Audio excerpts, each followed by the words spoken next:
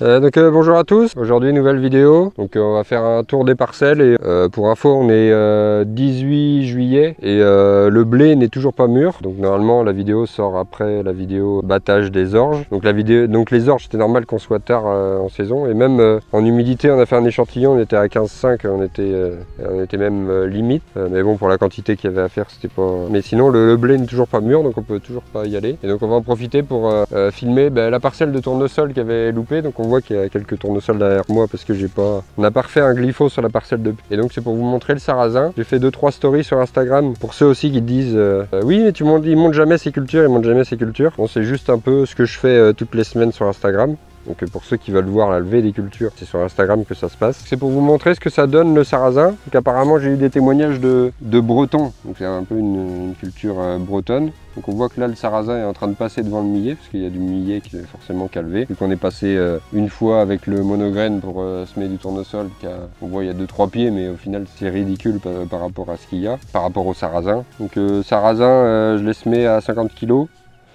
Et là on voit il y a du millet à travers, mais de ce que les spécialistes bretons m'ont dit, t'inquiète pas, parole de breton, ils m'ont dit le sarrasin va passer devant. C'est ce qui est en train de se passer, là il est en train de passer devant, donc on verra. Aussi un truc que j'ai aussi appris cette année, le sarrasin, il paraît que via ses racines, il diffuse une mycoto... que je dise pas, c'est pas micro, c'est mycotoxine, qui désherbe la parcelle. Donc on verra ce que ça donne derrière. Sur cette parcelle là c'était juste pour la mettre, pour semer quelque chose vu que le tournesol n'avait pas marché. Donc ça peut être une super culture de secours au cas où la première n'a pas levé ou s'est fait bouffer ou etc. Et donc j'ai déjà aussi ressemé à l'heure actuelle la parcelle d'orge en sarrasin pareil cette fois-ci. Donc on verra si par rapport à l'année dernière j'ai plus de facilité à récolter le sarrasin ou si cette année vu la surface qu'on a on sécurise en fauchant et voir si on achète enfin sur la batteuse un pick-up pour pouvoir récolter des andins quand c'est fauché. Donc voilà. Bon, voilà, on se retrouve ensuite dans le premier champ de maïs qui a été semé cette année. Donc on voit qu'on a un peu, c'est ça le problème encore une fois cette année, c'est qu'avec la météo et la terre qui se réchauffe pas, les maïs qui lèvent et puis d'autres qui lèvent pas. Ensuite on voit il y a des ronds d'attaque de limaces, donc au plus haut on voit là les maïs qui font grosso modo 1m70, 1m80. Pour les plus hauts. Pour les plus petits, ils font 30-40 cm encore. Ensuite, on peut le voir, on a quelques déchets à la levée. Donc il faut savoir que pour cette parcelle-là, c'est son premier semis en semis direct. J'avais déjà expliqué le dérobé de régras qu'il y a eu avant. C'est parce que sans faire exprès, on n'avait pas trié, on avait fait exprès de ne pas trier la semence de blé.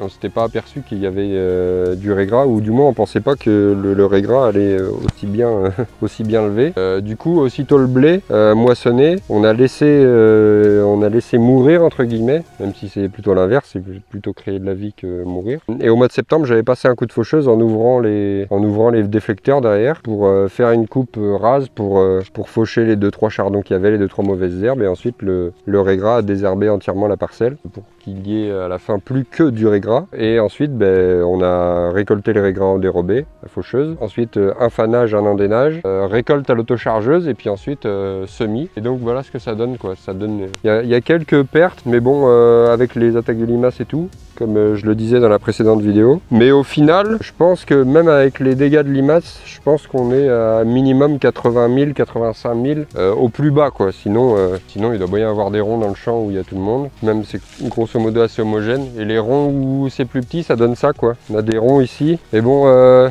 au final, pour un premier semis de maïs en semis direct dans cette parcelle là, c'est au final pas vilain du tout. Là on le voit, les ronds il en manque le plus. Voilà, mais on a vu que ça fait, il y a quoi? Ouais, il y a 2 mètres parfois. Et puis quand il y a tous les pieds, ça fait ça quoi. Il y aura des vues de drone de l'ensemble de la parcelle pour se rendre compte, parce que là si on va au milieu, bon voilà, grosso modo ça donne ça quoi, et tous les rangs sont là. Après voilà, en fonction de la pression de limace cette année. Certains m'avaient peut-être demandé quel anti-limace j'avais mis, il me semble que c'est du phosphate ferrique andrique. Voilà, c'est mon père qui s'occupait de ça, mais bon voilà. Puis on voit qu'au final, sur certaines parcelles ça a marché. Peut-être que la pression de limace n'était pas trop forte, mais sur d'autres j'ai un peu l'impression que ça servait à rien. Notamment sur le tournesol, ça servait à rien par exemple. Donc voilà, donc rendez-vous à la prochaine parcelle. Donc voilà, donc là on se retrouve dans le champ qui est juste au-dessus, celui qu'on vient de filmer. Donc pour faire la différence, parce qu'il y en a qui ont demandé, bon là on voit il y a encore c'est encore un peu en dents de scie. Parce que pour info, j'ai semé le champ et quand j'étais en train de finir le champ, il se remettait à mouiller. Et derrière, avant que ça lève, parce que ça a levé une bonne semaine après, et le temps que ça lève, ça a pris entre 80 et 90 mm sur le semis. Donc on voit quand même la résilience du semis direct sous couvert, quoi. Bon là, le couvert c'était juste des chaumes, mais bon, on voit bien le chaume ou voire un peu plus, il me semble. Si je devais avoir de la plantule haute comme ça. Donc certains vont me demander l'itinéraire technique encore, un glypho avant semis. Surtout que là c'était sur, on a fauché une fois, comme dans l'autre. Semis, donc semis 100 000 pieds hectares, écartement 37,5, 50 kg d'engrais starter. Il me semble que l'engrais starter cette année c'était du NutriBoost. Alors c'était, il me semble que c'était 15,45, 1% de zinc, ou une unité de zinc, ou 1%. Non, c'était marqué 1%. C'est 15 unités d'azote pour 100 kg. 45 unités de phosphore pour 100 kg et 1% de zinc. Voilà, c'est ça la composition. Pour ceux qui se demandent, ça fait à l'hectare, il est à 2,39 du kilo. Ça fait grosso modo 120 € de l'hectare pour l'engrais starter. Et il n'y aura pas de ferti après. Donc ensuite c'est pareil, on essaiera de vous faire une vue de drone d'ensemble de la parcelle. Je le trouve mieux que l'autre. Donc là aussi, il me semble qu'il y a eu de l'antilimace, mais il y a moins de trous que dans l'autre. Là, par contre, le semis est plus réussi. C'est aussi, il me semble, le premier semis de maïs en semis direct de cette parcelle-là. Avant, il y avait eu triticale dans cette parcelle-là. C'était le triticale de l'année dernière. Battage du triticale. Et là, pareil, il y avait des régras partout. Donc j'avais semé des couverts d'été là-dedans avec du sorgho. Ça faisait partie des parcelles où il y avait du sorgho multi-coupe. Et on a fauché une fois, donc on l'avait récolté. Que cherché dans le fil d'actu de la chaîne, mais il y a eu... automne dernier, il y avait eu récolte à l'autochargeuse des couverts d'été, enfin d'une partie des couverts d'été. Et donc du coup, le régras a reparti de manière homogène dans toute la parcelle, donc on a laissé comme ça. Donc encore une fois, couvert pas cher à moindre coût. Et donc depuis maïs, donc maïs 100 000 pieds hectares, voilà. Plutôt content. Et certains m'ont demandé le comparatif, alors ça tombe bien parce que la haie est pile séparée avec un champ en maïs en labour. Là aussi, on verra pas qui c'est, etc. Je vais me répéter. Je vais essayer d'être à l'avenir moins virulent que j'avais fait la dernière fois. J'ai essayé de me remettre un minimum en question. Certains qui sont en accord avec ma vision m'ont dit que c'était limite aussi. Donc je vais essayer de me calmer sur les critiques. C'est vrai que c'était peut-être un peu arrogant cette fois, peut-être malvenu, peut-être maladroit aussi. Et je m'en excuse de faire un comparatif aussi virulent. Dans l'autre sens aussi, il faut se mettre à ma place. Bon après, les commentaires virulents, je les cherche aussi un peu, donc c'est un peu de ma faute aussi. Mais il faut quand même se rendre compte aujourd'hui de ce que c'est que s'exposer sur les réseaux. Et même j'avais même expliqué aussi que je sois clivant ou pas, je reçois à peu près le même nombre de messages d'insultes et de messages négatifs. Il faut se rendre compte des deux côtés. Peut-être j'ai provoqué d'un sens, donc ça c'est de ma faute. Mais de l'autre aussi, il faut que certains se rendent compte de ce que c'est que s'exposer sur Internet. Les mecs, la majorité du temps, sont sans cesse en train de se plaindre, dire ouais, donnez-nous les solutions pour qu'on s'en sorte, etc. Et quand il y a un mec comme moi qui se pointe pour proposer des solutions, c'est jamais les bonnes, juste pour clarifier un peu certaines choses, et donc ça va permettre de montrer. Donc au final, pareil dans l'autre parcelle que j'avais parlé, où j'ai dit on vous le laboure, donc déjà je sais pas pourquoi, mais la parcelle elle a été semée en millet, donc déjà quelle est la pertinence de labourer à 35-40 dans des conditions extrêmes pour semer un millet qui moi dans mes champs pousse tout seul et que je suis obligé de désherber, donc déjà voilà. Et ensuite c'est pour faire le comparatif avec maïs en système labour. Bon là on est dans le haut de la parcelle, parce que est-ce qu'on fait, j'irai pas jusqu'à descendre tout en bas, mais ce qu'on verra ensuite en bas, on voit il y a des grosses mouillères, enfin bref le maïs a tout noyé, il y a des ronds clairsemés, mais donc on voit la différence par rapport au semé direct, c'est que déjà ils ont semé beaucoup plus tard. Écartement 60 là, qui est de mesurer, j'avais pas mon mètre avec moi, mais on n'est pas en 75, on doit être en 60, donc déjà un peu plus serré que la moyenne. Si vous voulez persister dans le travail du sol, moi ce que je dirais c'est qu'il faudrait semer même en écartement 50. Je vois pas ce que des mecs font encore à semer en écartement 75 ou voire même 60. Je pense qu'au bout d'un moment il faudrait vraiment faire l'effort de resserrer les rangs et espacer sur le rang. Donc là on voit que comparé à moi, il n'y a pas eu de dégâts de limaces. Après il a semé ça au 15 juin. Donc on voit pareil, enfin voilà, il n'y a pas une herbe, enfin il n'y a pas une herbe ou presque. Donc après c'est tout de la même hauteur. Donc j'espère qu'à l'avenir, moi sur mes parcelles, ça va ressembler à ça, mais en semi-direct. C'est pas à cette période-là, surtout qu'à cette période-là on manque pas d'eau. Donc c'est pas à cette période-là qu'on va voir les différences les plus flagrantes, parce que là forcément il a eu soit de l'engrais starter à grosse dose, parce qu'on voit qu'il est bien vert, soit du 18-46 en quantité astronomique. Donc la différence va se faire au moment où il va commencer à féconder pour les épis C'est là qu'on va voir la météo qui fait à cette époque-là, autour de la semaine du 15 août. Et on verra ce que ça donne à cette époque-là. Est-ce qu'il fait vraiment très chaud et que les feuilles vont commencer à friser? C'est là qu'on verra si lequel des deux maïs, et qui va être intéressant de faire le comparatif, de voir si les feuilles, comment se comporte la culture, est-ce qu'elle frise, est-ce qu'elle change de couleur aussi avec un potentiel stress hydrique. J'espère pouvoir vous montrer ça. Encore une fois, ne pas incriminer les gens. Le but, c'est de parler de technique et de pouvoir comparer. Surtout que là, il y a juste une haie qui sépare, c'est la même terre. Là, c'est une parcelle. Après, moi, c'est parcelle de blé févrole juste derrière, enfin blé févrole. Il me semble qu'il n'y a que la févrole qui a survécu. On n'a pas remis les pieds dans le champ depuis, puisque la févrole a fini par monter à 1m60, 1m80. Donc voilà, on verra ce que ça donne à la moisson. Le vert qu'il y a tout au loin là-bas, c'est aussi un champ de maïs en semi-direct à moi. Même itinéraire que les deux autres parcelles qui sont ici. Mais au moins pour vous faire le comparatif à la même latitude, on va dire ça, dirons-nous. Mais il y a quand même un bon 20 000 pieds en plus. Si, là, il y a au moins un bon 20 000 pieds en plus que là. Donc là, on est sur une parcelle de 8 hectares 80 par là. Donc on va aller voir le coin de la parcelle. Je suis pas retourné depuis que j'ai semé, plus ou moins. Là-bas, c'était vraiment mouillé. Donc on le voit, il y a quand même quelques pieds, mais bon, ici, on va dire que... Là d'accord, quand ça noie et qu'il y a des dégâts de limaces sur des zones comme ça, sur une zone comme ici, là d'accord, il n'y a pas de problème. Par contre, quand j'ai des dégâts de limaces sur la butte, tout là-haut qu'on voit ici, là par contre je suis pas d'accord, parce qu'on est dans le caillou, on est dans le silex. Donc c'est ça la roche-mère que j'ai en dessous. En plein milieu de la butte là, je dois avoir, même par endroit, 10-15 cm de terre.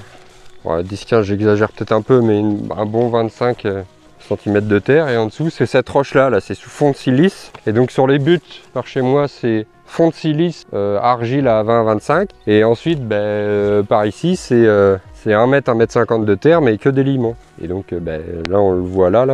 Le sillon, il est ouvert, et avec la flotte qu'on a pris, le sol, il s'est tout refermé. C'est tout rétracté et là vous pouvez faire ce que vous voulez, le maïs essaye de sortir mais s'il sort vu que c'est tellement mouillé c'est bouffé par une limace et c'est fini. Mais le but c'est d'augmenter la résilience des sols avec le semi-direct. On est sur le sec et on se fait bouffer le maïs sur sec. Alors que normalement les dégâts de limaces, enfin dites-moi si je me trompe, c'est censé être sur les zones humides. Et en bas on a plus ou moins tous les pieds. Pourtant j'avais positionné les graines comme il faut parce qu'on voit j'ai pas des tranchées ouvertes. Parce qu'en bas j'ai vraiment ça. En bas j'ai des tranchées ouvertes et pourtant tous les pieds sont là et on le verra dans le champ de soja qui est juste après, la résilience du soja qui lui, j'ai des endroits où en fait c'était tellement mouillé, où le semoir a ouvert, j'ai une tranchée et pourtant j'ai quasi tous les pieds de soja qui sont levés. Et là j'avais positionné les graines comme il fallait, les sillons étaient refermés parce que les conditions s'y prêtaient et les maïs se sont fait bouffer 1 sur 2, 1 sur 3, voire 1 sur 4. Donc voilà, donc là je sais pas si tu peux faire un 360, mais en gros quand il y a tous les pieds et qu'on est en bout de champ en plus, là où ça croise un peu, et quand on a vraiment tous les pieds, et ça représente plus de 50% de la parcelle quoi. Là il y a 100 000 pieds hectares, voilà ce que ça donne quoi.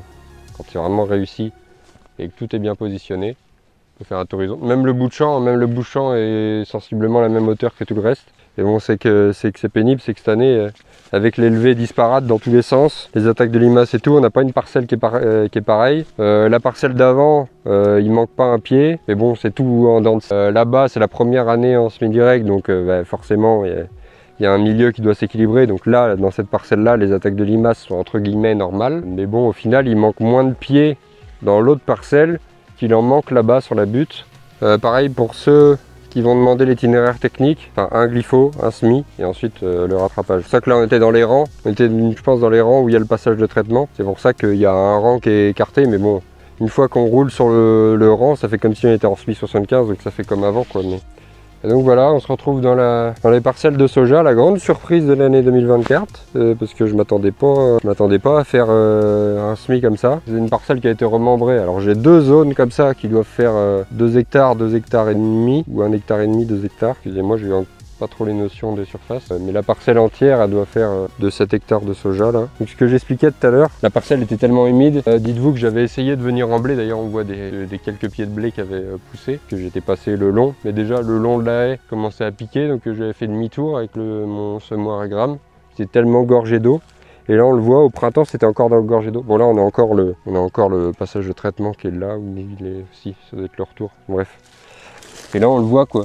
j'ai fait un trait dans du beurre. Et là, c'est comme ça tout le champ. Dites-vous que c'est comme ça tout le champ. J'ai ouvert, les graines sont tombées dedans, c'est limite refermé. Et pourtant, on a tous les pieds. Et à côté, là-bas, les ronds de cailloux, la graine était bien positionnée, le sillon a été ouvert, etc. Tous ceux qui font une fixette sur l'ingénierie, il faut le semoir avec pile les bonnes options et tout. Mais on voit qu'encore une fois cette année, c'est que en fait, pas parce que vous avez le semoir que vous faites du semi-direct déjà. Pas parce que vous avez un semoir de semi-direct que vous faites de semi-direct. D'ailleurs, on en voit partout sur YouTube. Il y en a plein qui achètent des semoirs de semi-direct et ils labourent encore certaines parcelles et ils font du TCS dans d'autres. Cultivateurs d'un côté.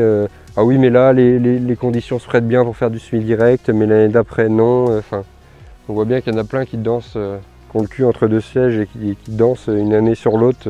Non, mais il faut voir en fonction du type de terre, la technique. Donc on voit qu'en fait, ils n'ont pas d'avis, ils n'ont pas de parti pris. Donc à mon sens, ça ne me va pas. Moi, j'estime que quand on a des compétences, qu'on a des croyances et qu'on veut les tester et les vérifier, il faut être jusqu'au boutiste, il faut aller voir les choses en profondeur, il faut tester à fond la technique et si la technique vous pouvez la répéter à l'infini, c'est que cette technique est viable. Or, à part le semi-direct sous couvert, désolé, mais il y en a qui font ça depuis 25 ans et qui ont une fertilité qui continue d'augmenter à l'heure actuelle. Or, à partir de 25 ans du labour, si vous labourez vos parcelles tous les ans pendant 25 ans, déjà c'est pas dit que vous y arriviez. Il y a de grandes chances pour que au bout de 5 à 10 ans, vous soyez obligé de mettre soit la parcelle en jachère si vous l'avez saccagée, soit que vous soyez obligé de faire un couvert long. Mais un couvert long, ça applique les principes du semi-direct. Tout ça pour finir mon propos, et c'est le but de la chaîne, de montrer qu'avec pas grand chose on peut faire aussi bien qu'un les semoirs, toute option, distribution électrique, tout le pataquès, pour montrer qu'avec une chaîne des pignons, modifier l'élément de semis, mettre des disques neufs, mettre un chasse-débris devant et 2 roues plombeuses, couper, souder, régler comme il faut, voilà. Mais au final on arrive à faire... Et surtout que c'est pas ça qui fait la réussite de la technique, surtout qu'on peut arriver à faire la même chose. Et donc c'est pour vous montrer, voilà, le soja est en train de passer devant. Donc on voit que le rattrapage a été fait. On voit que sur toute la parcelle là-bas, donc les tours c'est moins le cas. On le voit là aussi, c'est bon. Toute cette parcelle, c'est réussi, c'est magnifique. Donc là, ça va être bon. Est-ce qu'on fait un deuxième rattrapage? Parce que ça, c'est l'ennui. Là, ici, il y avait un couvert de mauvaises herbes, mais il y avait un sacré couvert vu la flotte qu'il y avait eu. Sauf que là, ça avait végété. Il n'y avait rien ou pas grand-chose. Et en fait, le rattrapage a loupé, si on peut le dire qu'il a loupé. Donc là, cette zone-là, ça va à peu près. Une fois qu'on avance dans la culture, on voit plus le soja. Pourtant, il fait la même hauteur partout dans tout le champ. Mais on voit qu'il est submergé de... les ragondins là-bas. Pour ceux qui peuvent me citer le nom de cette plante-là, en gros c'est cette... j'ai perdu le nom, excusez-moi. C'est cette plante-là qu'on a un peu partout et qui étouffe le soja. En gros, c'est dans tout le milieu de la parcelle qu'il y a ça, parce que malheureusement il n'y a pas eu de couvert. On voit que le rattrapage a bien grillé le millet sauvage qui est là. Ça c'est bon. Et là je viens de voir, il y a des ragondins. Donc là le semis était nickel, mais je sais pas, ils doivent bouffer les jeunes pousses, j'en sais rien. Donc on va aller voir l'autre partie, où là il y avait un couvert de raie gras et c'était pour ça à la base que je voulais faire du soja. Où de base il y a un couvert de raie gras. Selon les dires de Lucien Segui, qui a fait pas mal de soja dans plein d'autres pays, et donc il disait, le soja étant une légumineuse, il faut la mettre avec une graminée. Et vu qu'en France on a pas mal de problèmes avec des raie gras résistants, on pouvait l'associer avec du raie gras. Et que même le raie gras pouvait faire plante compagne au soja, quoi. Donc c'est ce que j'avais voulu, c'est ce que je voulais essayer depuis longtemps. Donc là on voit, on a un bon gros de soja là. Il est nickel à cet endroit là. Et on va aller voir dans la parcelle d'après. Donc voilà, donc là c'est la partie du bout, là où il y avait vraiment du raie gras à cette hauteur là. Raie gras épied, voire quasi épied, à cette hauteur là. Et là que j'ai bien roulé et tout. Là aussi il y a eu rattrapage. Et on voit que le soja s'en sort mieux. On voit que ça fait moins concurrence, alors que ça il faut savoir que c'est la dernière... là ça a été semé en dernier et pourtant on a l'impression qu'il se plaît mieux qu'à côté, voire en bas. Mais en bas c'est normal, c'est un peu plus humide et froid. Et là on voit qu'il s'y plaît bien, quoi. Le soja est tout de la même hauteur partout dans tout le champ. On verra ce que ça donne plus tard, quoi. Là avec petit à petit le soja va dépasser et la paille va continuer de s'aplatir avec les pluies, etc. Ça va continuer de mourir et le soja va continuer de passer devant. Donc ça fait partie des parcelles les plus réussies. On a le milieu où c'est vraiment envahi. On n'a pas réussi à faire les désherbages et on a ce bout de parcelle là, plus l'autre bout parce que la parcelle est biscornue, il y a des haies dans tous les sens. Enfin, ça c'est les joies du bocage. Mais en gros, cette parcelle là c'est tout nickel, il n'y aura pas à y revenir. Est-ce qu'on refait un deuxième rattrapage là pour essayer de flinguer ce qui nous embête? ou est-ce qu'on ne fait pas plus de frais et qu'on laisse jusqu'au semis? Ça, je vous dirai ça plus tard. Agréablement surpris de cette nouvelle culture. Je rappelle l'itinéraire, forcément glypho avant semis, semis de soja avec les disques 60 trous et toujours la même fertie, 50 kg hectare de la même fertie, là, le NutriBoost que j'ai parlé en début de vidéo. Un rattrapage de désherbage et voilà. Est-ce que je l'ai dit, un peu plus de 600 000 pieds hectares. Donc voilà, donc c'est une fin de vidéo. J'espère que ce petit tour de plaine là, en attendant que le soleil de plomb finisse de faire mûrir mon blé, qu'on puisse enfin attaquer, j'espère qu'on puisse attaquer après le 20 juillet. Voilà, j'espère que cette vidéo là vous a plu. N'hésitez pas à, toujours pareil, liker, partager, commenter et surtout à vous abonner. À la prochaine tout le monde, salut!